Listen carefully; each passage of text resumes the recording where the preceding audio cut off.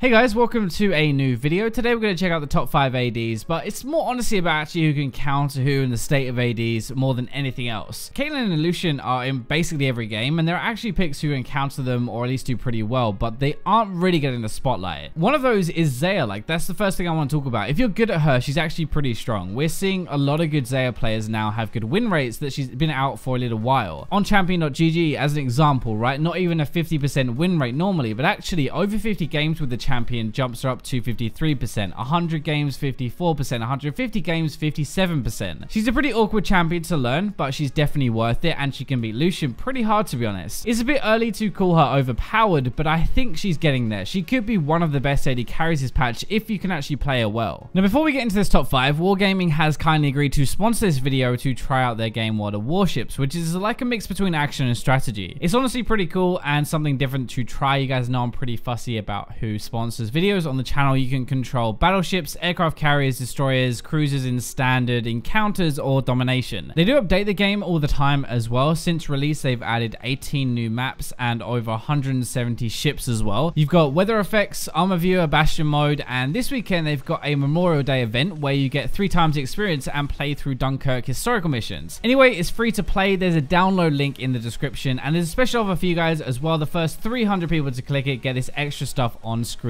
as well. Plus, we'll do a giveaway later in this week as a thank you for supporting the sponsor. So number 5 is going to be Vayne. This is one probably a bit more for lower ranks than higher up, but still better now than the last few patches for sure. The thing with her and win rates is they always have bad players and bad builds playing her as well. There must be one of you watching this, the guy who has 40% win rate with Vayne but still plays her in my rank games. If you're more experienced though, you do much better, up to like a 53% win rate with over 50 games played. She've helped a ton, honestly, like, plus the crit is cheaper, but it gives her burst, like gives her wave clear, and it's actually an attack speed item that you can rush in the lane phase that helps her fight as well. Remember, Shiv helps a lot mid game. It can crit, do over 400 damage, which helps you burst people down with your Q, something you're normally missing. Also, Door & Shield Star is super OP on Vayne. Basically, it's impossible to poke her out of the lane phase. You regen so much. You have 2 pots to start with, and it honestly makes life so much easier. The main things are you're pretty good into Caitlyn and Lucian with a Door & Shield actually, but in general, it makes her life much easier, and a mid to late game is still absolutely insane. She's really good 1v1 and she has insane carry potential. Lucian's going to be number 4. Everyone knew this was coming, but basically the safest AD you can play and still really effective. That's actually one of the biggest things. Like, AD carry is not at the moment always about carrying hard anymore. It's about not being the weakest player in the game. Sounds kind of sad, but that's how it is. Lucian can kite, he can do damage from range with his ultimate, dash to dodge skill shots, and actually escape ganks as well in lane. Obviously that is on top of all his damage as well. Plus, one of the things I love is the better you get with him, the more it shows with your combos and stuff. He's probably like one of the most aggressive ADs in the lane phase. You've got the gap close to punish immobile champions like Jinx, for example, and finish actually with your ultimate as well when they flash away. Plus, you've got that dash if anything goes wrong. Main things, you're super safe, high damage, and you do not need your team really to help you win a game. There's a lot you can do by yourself, but the game is a lot easier if you can get ahead. Now, Draven is probably a surprise pick here, but actually he is really strong in 7.10. He is the best early game AD carry you can play, and actually a counter pick to Caitlyn, kind of. She wants to push, Draven wants to bend her over, and 100% fight. No trading autos here, just full on action. Probably shouldn't have phrased it like that, but basically you rush life steal, so you fight, you heal back up, they can't, and with fervor you have enough damage anyway. I say this all the time, but like, your passive is the main reason, right? AD carries in general have this trouble like converting a lane lead into something bigger. Draven gets all of that free gold on top after a kill, so he buys even more items, gets even more kills after that, more gold, and he keeps going with this kind of snowball effect to get a massive lead. It's a different playstyle to what most AD carries play with at the moment, the kind of super aggressive win lane and go ham style, but it does work, and he is top 3 carry potential wise at least. Main things are your ability to get a lead and use it to win. Like, build wise, you're in a really good spot. Death Dance and Shiv are actually really good items on Draven, help a lot with your early damage and burst, I think. The number 2 spot though is kind of the opposite. Like, Twitch, you really want to survive early and then just overtake everybody else. He averages the most kills out of any AD carry in games, and that's honestly because you can roam like a beast and surprise other lanes. You're the best late game AD, I think, but it's also about how you can get to that late game. Like, late game really is 4 items plus, I think. It's about the items at least, not the time. Twitch can roam and he can get kills to get them faster, and then you have loads of natural damage. Fervor plus your poison plus runins, crits, your ultimate range and AoE, and your Q attack speed, all of that damage is packed into just right clicking. That is insane. As if that wasn't enough, right? right, you choose when you start fights as well. You stealth, you let the enemy team engage or your team, and then you pop out in a good position at a good time, which makes team fighting a ton easier. Main things, you can survive the lane, door and shield if you need to, then have a really good mid game, roam around, kill people, team fight like a beast, and catch people alone and get so far ahead. So Caitlyn is the best you can play, basically, in my opinion, has very few counters, and she's just like way too safe. She's pretty brain dead to play to a basic level. You just auto the wave, you press Q, you push really hard, and you keep them under tower. AD carries normally have a lack of wave clear, honestly, so they get pinned under tower, they eat traps, they take free autos, or at least they use their mana on the wave to depush rather than onto the Caitlyn. You also got this like disgusting synergy with someone like Karma or Lulu, which just makes Caitlyn even better than she already is. You can do a lot more though, like the net trap combo, trap auto cancel. That stuff really makes her even better than she already is, which is pretty crazy. Main things are you're super safe and amazing mid to late game, one of the best and easiest carries to play at the moment, who also has a good lane phase. It's kind of hard because it's not like you can lose lane to her and not have to worry because she falls off, a bit like Lucian, right? But if anything, she actually gets stronger. We've got some honorable mentions and stuff as normal. So the first one, Ziggs. I know he's not really an AD carry, but you can play in bot lane and do really well in 7-10. Partly it's a Vayne and kind of a Caitlyn counter. Honestly, the poke is immense, and you can also wave clear really well. Either you do the Caitlyn treatment to somebody else and push, basically poke them under tower, or you stop her doing what she needs to get control of the lane. I actually pull this out personally when I'm sick of Caitlyn players, basically. Like, it takes a few games, I get really angry, and then I just pull out the Ziggs. Kog'Maw is really good with a half decent support and a team. Actually, you can go pretty aggressive in the lane phase now with fervor and your W range, which people do not expect. Kog'Maw is not as crap in the lane phase as everybody thinks, actually. You get a blade, you get a rage blade though after, and you're going to destroy a game 100%. Next patch, we're most likely going to see Jinx. She's basically a worse version of Caitlyn, so if she gets nerfed, then Jinx is going to come back up and probably takes the spot as one of the best crit users again. I always get these questions, so what about Ashe? And honestly, it's hard for a solo queue tier list because her damage output isn't that high, and she's mostly about her arrow. Now that is really good when you have a good jungler to follow up or a support, but bad if nobody wants to use it and it's used defensively, like most players are using it. I don't think she's like the best for climbing, but at least there is this thing as if you get boned, you can still be useful. Finally, what about Ezreal? Now the meta has not been kind to this guy at all. He's still okay, but he wants to ramp up in the game with his tier. That is a problem right now because Crit does the same thing but ends up being stronger mid to late game than he is. So he's basically playing the same game as like a Caitlyn, but he's actually losing it. Anyway, remember to check out World of Warships in the description, and thanks to them for sponsoring the video. Thank you guys for watching until the end. I have something special for tomorrow, but until then, I'll leave you with the robots.